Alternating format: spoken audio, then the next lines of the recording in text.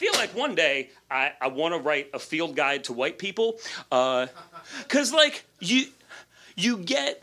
You get like when among your own people you sort of get insight that doesn't always come out in other type of company. And a thing that I've been coming against is and I know I've identified it in myself before as well.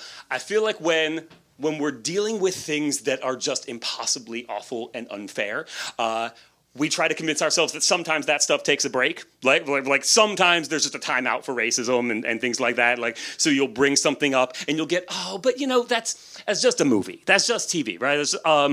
So this came from that. It's called Some of My Favorite Jokes. Okay, tell me if you know this one. Two white dudes, a woman, and a black or Mexican guy walk into a reality competition show. They each come out one by one with their triumphant stories of being chefs, and the first white guy talks about his fiancée and how he works so hard and how he never has time to see her, and how the big cash prize will help him get a better ring, and how it's so hard for him to make ends meet, but he works really hard. And then the woman comes out and talks about something, probably her kids. Then the black or Mexican guy tells his hard luck story about coming to this country with nothing, or not knowing his father, or not getting to see his kid, or all three. And then the other white guy comes out and he was taught to cook by his father, who's dead now, so there's nothing more important in all of life than him winning $10,000. Then they open a bunch of boxes and cook something.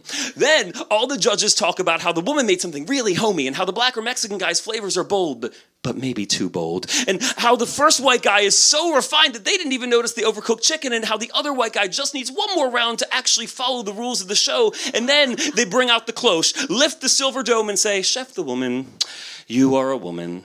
Then the woman nods and probably cries and says that she knew what she was getting into, and that it was an honor just to be allowed to cook with chefs so much more male than she is. And then, at the end of the next round, the cloche comes back up, and the host says, "You ready? Get this. We're sorry, Chef the black or Mexican guy, but we already got rid of the woman last round."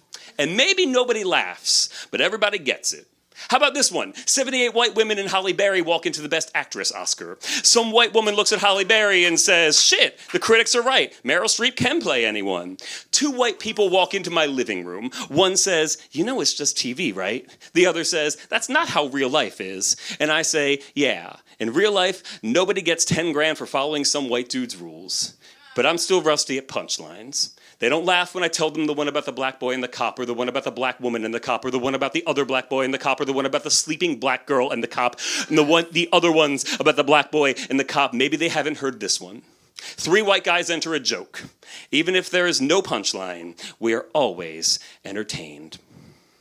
Thanks, y'all.